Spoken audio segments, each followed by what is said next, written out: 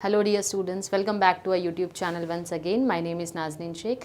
Last topic जो हमने हमारे फाउंडेशन कोर्स पार्ट 1 में कंप्लीट किया था, जहां हमने ऑलरेडी चैप्टर 2 हमारा बहुत सारे पार्ट्स में कंप्लीट कर चुके हैं हम, concept of disparity part 1। Last जो टॉपिक हमने कंप्लीट किया है हमारा कि कौन से सोशियो इकोनॉमिक प्रॉब्लम्स है which are being faced by women. जैसे हमने प्रॉमिस किया था, नेक्स्ट टॉपिक जो हम कंटिन्यू करेंगे वो इसी का कंटिन्यूएशन है, that is solutions to socio economic problem. अब ये जो हमने प्रॉब्लम्स है वो तो देख ली, लेकिन अब इसका सोल्यूशन देखना भी ज़रूरी है कि ऐसे प्रॉब्लम्स के लिए क्या सोल्यूशन एग्जिस्ट करते हैं।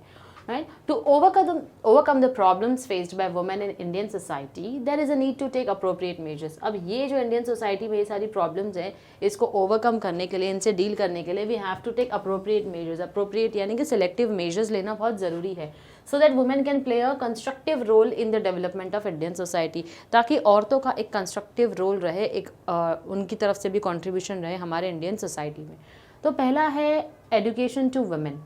The government should give priority to women education in India. अब एजुकेशन टू वुमेन बेसिकली क्या बोल रहे हैं, गवर्नमेंट जो है उनको प्रायोरिटी देना चाहिए वुमेन एजुकेशन को। जैसे हर घर में होता है ना कि एक जो अगर लड़का है, मेल चाइल्ड है, तो उसको क्या बोला जाता है कि आपको पढ़ना है, कुछ ना कुछ पढ़ना है, उसको हमेशा प्रेशराइज किया जाता है। तो सेम चीज़ जो होती है वो लड़की के लिए भी होना चाहिए कि उसको भी प्रेशराइज करो कि आप आगे पढ़ो। तो उसी तरीके से गवर्नमेंट को भी प्रायोरिटी देनी चाहिए फीमेल एजुकेशन के लिए।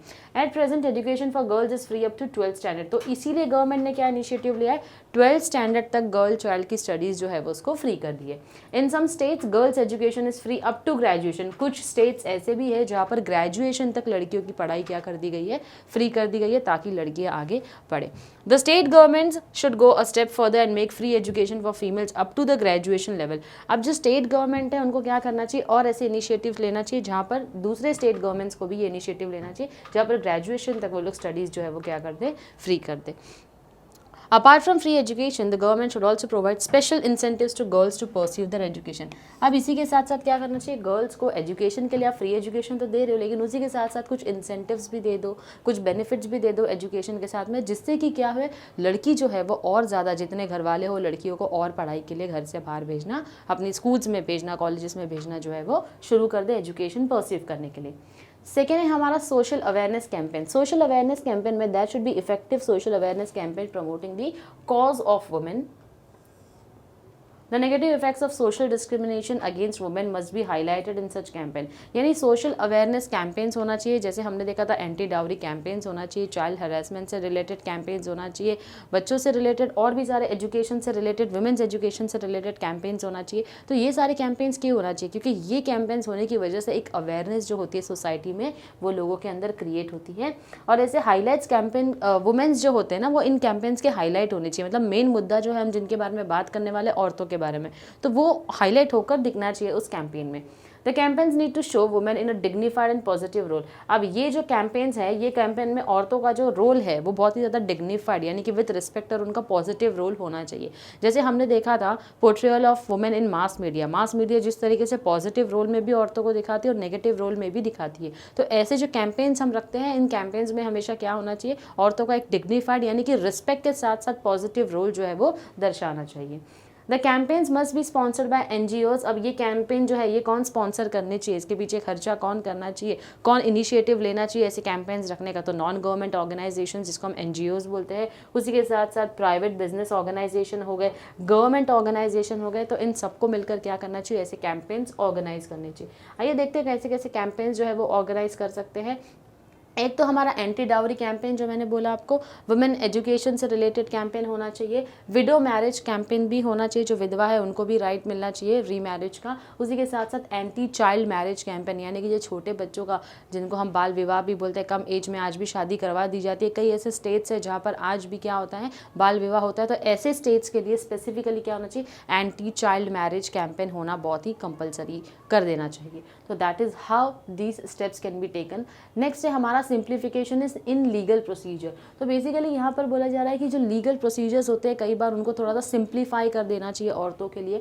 Legal procedures relating to women complaints must be simplified, यानी कि औरतों की कंप्लेंट से रिलेटेड थोड़े से क्या होना चाहिए, जो लीगल प्रोसीजर है उसको सिंप्लीफाई करना चाहिए। Women should not find difficulty in filing complaints against mall treatment और हरासमेंट। तो अगर कोई एक औरत जाती है एक हरासमेंट की कंप्लेंट फाइल करने के लिए, या उसके साथ किसी तरीके का वायलेंस हुआ है, मॉल ट्रीटमेंट हुआ है, बदसलूकी हुई है, तो ये सारी चीज़ों के लिए जब वो एक कंप्लेंट फाइल करने जाती है तो उसको बिल्कुल भी ऐसा नहीं फियर रहना चाहिए कि मैं ये कंप्लेंट फाइल करते वक्त बहुत अनकंफर्टेबल फील कर रही क्योंकि इस तरीके के मुझे वाहियात क्वेश्चन जो है वो पूछे जा रहे हैं। तो ऐसे क्वेश्चन नहीं पूछने के लिए ही क्या होना चाहिए, जो लीगल प्रोसीजर होता है उसको थोड़ा सा सिंपल कर देना चाहिए ताकि वो फियर उनके अंदर नहीं रहे जब भी उनको कोई कंप्लेंट फाइल करना होगा विथ रिलेटेड टू हरासमेंट और वायलेंस और रेप और मर्डर और एनी सच थिंग। ऐसे कोई भी अगर उनको कंप्लेंट फाइल करनी है तो उनके अंदर किसी तरीके का डर नहीं रहना चाहिए, और ये चीज़ तभी पॉसिबल है जब लीगल प्रोसीजर्स काफ़ी ज़्यादा आसान कर दिए जाए उनके लिए। Effective role of police force should play a positive role in handling women related cases. अब औरतों से रिलेटेड जितने भी केसेस आते हैं, चाहे आपके हरासमेंट के हो, चाहे आपके डाउरी रिलेटेड हो, इन सारी केसेस के लिए स्ट्रिक्ट एक्शन तो लेना ही है, लेकिन इसी के साथ साथ बोला जा रहा है जो पुलिस फोर्स है हमारी, उनको भी स्ट्रिक्ट एक्शंस लेना चाहिए, और एक्शन के साथ साथ हमेशा क्या करना चाहिए, उनसे रिलेटेड जो भी केसेस है उसके ऊपर काफ़ी ज़्यादा फोकस भी करना चाहिए, और हर एक चीज़ की तहकीकात जो होती है वो सही तरीके से होनी चाहिए। Police officers should show empathy towards women who are victimized, they should encourage women to file appropriate complaints against harassment. तो यहाँ पर बोला जा रहा है पुलिस फोर्स जो है उनको क्या करना चाहिए, सपोर्ट करना चाहिए औरतों को, किस चीज़ के लिए, कि वो कंप्लेंट फाइल करने के लिए सामने से आए, और जो भी कंप्लेंट है with related to their harassment और एनी सच केसेस, उनको क्या करना चाहिए, उनको हमेशा सपोर्ट करना चाहिए कि आप आइए और हमारे पास अपनी केस जो है वो फाइल कीजिए। अब इसी के साथ साथ और क्या करना चाहिए government should also recruit women in police force in large numbers. Government को पुलिस फोर्स में जो लार्ज नंबर्स में औरतें जो है, वुमेन्स जो है, उनको भी क्या करना चाहिए, शामिल करना चाहिए, so that women stand at an advantage in putting forward the grievances. ताकि जब एक फीमेल पुलिस वाली हो सामने तो किसी भी फीमेल को अनकंफर्टेबल फील ना हो जब उसको अपना ग्रीवेंसेस, अपने केसेस जो है वो फाइल करने होंगे। नेक्स्ट है हमारा स्ट्रिक्ट अधियरेंस टू लेजिस्लेशंस का मतलब होता है यहाँ पर लॉ। अधियरेंस यानी कि लॉ को अबाइड करना, जो भी रूल्स एंड रेगुलेशन, जो कानून बनाए गए हैं सिर्फ बनाने के लिए नहीं होने चाहिए, उन कानूनों को स्ट्रिक्टली फॉलो भी किया जाना चाहिए। There should be strict adherence to various legislations and constitutional safeguards. Anyone found guilty must be effectively punished. यानी कि यहाँ पर बोला जा रहा है जो भी ऐसा कोई होगा जिसने लॉ को ब्रेक किया है उसके अगेंस्ट स्ट्रिक्ट एक्शन लिया जाना चाहिए, effectively punished, including life imprisonment, या तो उम्र कैद की सज़ा हो, चाहे उसको डेथ सेंटेंस मिले, जो भी सज़ा उसको मिले वो एक आगे क्रिमिनल्स जो होते हैं उनके लिए क्या होना चाहिए, एक बहुत बड़ा सबक होना चाहिए। इसीलिए उनको स्ट्रिक्ट रूल्स एंड रेगुलेशन से ज़्यादा हम कहेंगे लॉ, जो हमारा लॉ बना हुआ है जहाँ पर इतने सारे आर्टिकल्स हैं हमारे कॉन्स्टिट्यूशन में, उन आर्टिकल्स के तहत जो क्रिमिनल को जिस तरीके की सज़ा मिलनी चाहिए उसमें किसी भी तरीके की हमको आसानी नहीं बरतनी है। इफ़ दे फील कि बहुत ही सीवियर पनिशमेंट होनी चाहिए क्राइम के लिए, तो definitely they should go ahead with the severe punishment also. The effective punishment would go a long way in reducing atrocities against women in India. तो यहाँ पर बोला जा रहा है कि ये जो आप इतना स्ट्रिक्ट लॉ बनाने के बाद में जब ऐसी कोई पनिशमेंट देते हो, सीवियर पनिशमेंट देते हो, तो सीवियर पनिशमेंट का इफेक्ट क्या होता है कि आगे जाके लॉन्ग रन में कोई उस तरीके की क्राइम करने की कोशिश नहीं करेगा, जब उनको पता चलेगा कि बहुत ही स्ट्रिक्टली लॉ फॉलो किया जाता है किसी कंट्री में।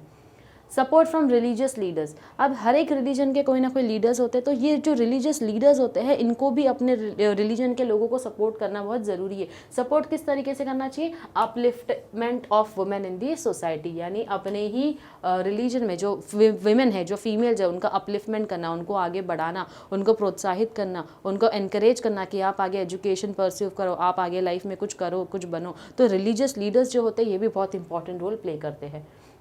Religious leaders of all communities must preach positive and active role of women in the development of family in particular and society in general। तो ये जो religious leaders होते हैं, जब आप इन लोगों से मिलते हो, कोई religion से related कोई discussion चलता है आपस में, तो इन religious leaders का रोल होता है कि ये औरतों की पॉजिटिव रोल क्या होती है फैमिली में, इनका इन्फ्लुएंस क्या होता है, एक पॉजिटिव वे में हर किसी को क्या करते जाए, प्रमोट करते जाए वो पॉजिटिव रोल को, ताकि हर एक कम्युनिटी के लोग अपने फैमिली में जितने भी फीमेल्स हैं उनकी वर्थ जो है वो अच्छे से समझे।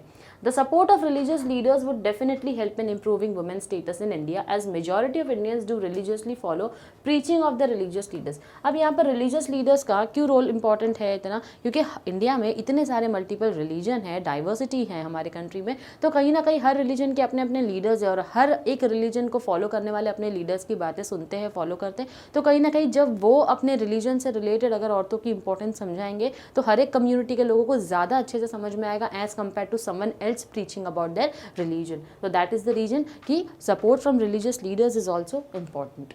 Next that we have a special encouragement for women achievers. अब वुमेन अचीवर्स जो होते हैं, जिन्होंने किसी भी फील्ड में कुछ अचीव किया हो, चाहे आपकी फिल्म इंडस्ट्री में अचीव किया हो, चाहे किसी स्पोर्ट्स में अचीव किया हो, तो इनके लिए कुछ एक एनकरेजमेंट होना चाहिए। रेगुलर बेसिस पे उनको फेलिसिटेट करते जाओ, फेलिसिटेट उनका आदर सम्मान भी करते जाओ, उनको एनकरेज भी किया जाओ करते जाओ, और उसी के साथ साथ उनको एज एन एग्जाम्पल सेट करो आगे की जनरेशन के लिए।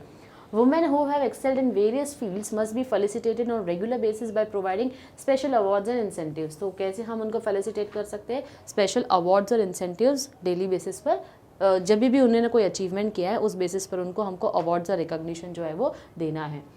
Such felicitations would encourage the other women to undertake or participate in certain activities that would bring rich dividends to them and to the society।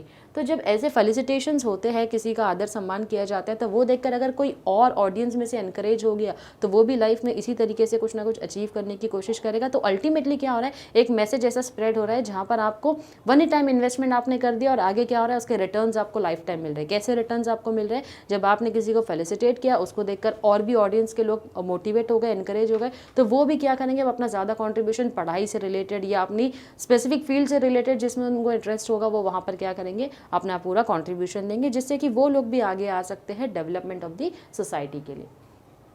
Next है हमारा positive approach at work place. Employers and male colleagues should adopt a positive approach towards women at the work place. अब positive approach at work place की अगर हम बात कर रहे हैं तो हम यहाँ पर बात कर रहे हैं ऑर्गेनाइजेशन की, जहाँ पर हम काम करते हैं। तो यहाँ पर क्या होना चाहिए, जो भी एम्प्लॉयर है जिसने आपको काम पर रखा है, दैट इज योर एम्प्लॉयर। उसी के साथ साथ मेल कलीग्स जो है जिनके साथ आप काम कर रहे हैं, उनका हमेशा क्या होना चाहिए, एक पॉजिटिव रोल होना चाहिए जब भी वो किसी वुमेन को अपने साथ काम करता हुआ देख रहे हैं। तो they should not look down upon women employees, यानी कि औरतों को नीची नज़रों से मत देखो कि हम डिसीजन लेने वाले हैं, हमको ज़्यादा नॉलेज है, उनको नॉलेज नहीं, तो आप उनको नीची नज़रों से मत देखो। उसी के साथ साथ they should believe in synergetic team work. Synergetic team work का मतलब होता है एक साथ मिलकर काम करने में उनको कभी शर्म नहीं आनी चाहिए कि हम लेडीज़ के साथ, फीमेल्स के साथ मिलकर काम कर रहे हैं।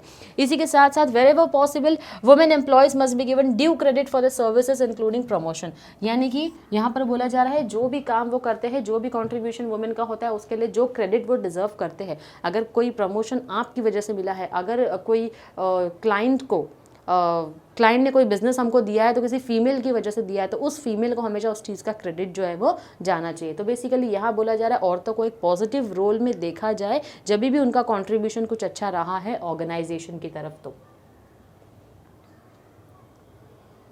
Next we have is effective role of NGOs. अब एनजीओज का यहाँ पर क्या रोल आ जाता है, एनजीओज भी बहुत इंपॉर्टेंट रोल प्ले करती है when they are trying to uplift the status of women in India. They should take up women related issues at various forums. अब ये जो एनजीओज होते हैं, इनका काम क्या होता है, अलग अलग फोरम्स में जाना, वहाँ जाकर लोगों से मिलना, उनको एनकरेज करना। तो यहाँ पर क्या करना चाहिए, एनजीओज को जब अलग अलग फोरम्स में जाते हैं तो जो भी वुमेन रिलेटेड इश्यूज होते हैं उनको क्या करना चाहिए, वहाँ जाकर डिस्कस करना चाहिए, ताकि अप फ्रंटली लोग और ज़्यादा सामने से आए, प्रॉब्लम्स डिस्कस हो और कहीं ना कहीं उसके ऊपर सॉल्यूशंस जो है वो निकले। They should assist the victimised women and support them during the crisis. और इसी के साथ उनको क्या करना चाहिए, एनजीओ को जितनी भी विक्टिम्स हैं, चाहे वायलेंस से रिलेटेड विक्टिम्स हो, किसी भी टाइप ऑफ वायलेंस से रिलेटेड जो भी विक्टिम औरतें होंगी, जो पीड़ित होंगी, उनको क्या करना है, उनको ना कि सिर्फ फाइनेंशियल सपोर्ट करना है, जब उसके साथ साथ उनको मेंटली भी सपोर्ट करना है जब वो एक बुरे दौर से, बुरे वक्त से गुजर रहे हो तब। Last we have is effective women representation in the legislature. तो यहाँ पर बोल रहे जब स्टेट और सेंट्रल गवर्नमेंट की बात आती है, जहाँ पर हमने अपने लास्ट लेक्चर में देखा था जहाँ पर औरतों का कंट्रीब्यूशन पॉलिटिक्स में बहुत कम है, तो कहीं ना कहीं औरतों को यहाँ पर भी अपना कंट्रीब्यूशन ज़्यादा देना चाहिए। जब हम बात करते हैं हमारे लेजिस्लेचर की, हम बात करते हैं हमारे कॉन्स्टिट्यूशन की, ऑफकोर्स हमको भी रिजर्वेशन मिला है वहाँ पर, तो हमको भी उसका एडवांटेज लेना चाहिए इन अ पॉजिटिव वे, जहाँ पर हम भी जाए पॉलिटिक्स में और हम भी अपना कॉन्ट्रीब्यूशन जो है वो वहाँ पर शेयर करें। For this purpose, Women Reservation Bill must be given priority and adopted both at the central and the state level through suitable amendment in the Constitution of India। अब जिस तरीके अमेंडमेंट का मतलब होता है चेंजेस, अगर bill जो बना है रिजर्वेशन बिल, उसमें किसी तरीके का चेंजेस लाना हो जो बहुत ज़्यादा इंपॉर्टेंट है, तो प्रायोरिटी बेसिस पे चेंजेस लेकर आना चाहिए। और उसी के साथ साथ सेंटर और स्टेट गवर्नमेंट जो है दोनों को ही इसमें क्या होना चाहिए, इन्वॉल्व होना चाहिए और स्ट्रिक्टली वुमेन रिजर्वेशन बिल के ऊपर एक्शन जो है वो लिया जाना चाहिए। So that was all for today. Next lecture में हम कंटिन्यू करेंगे हमारा next topic which is about handicap और disable person.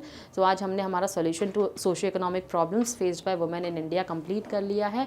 Till then stay tuned to our lectures and do like, share and comment. Thank you very much.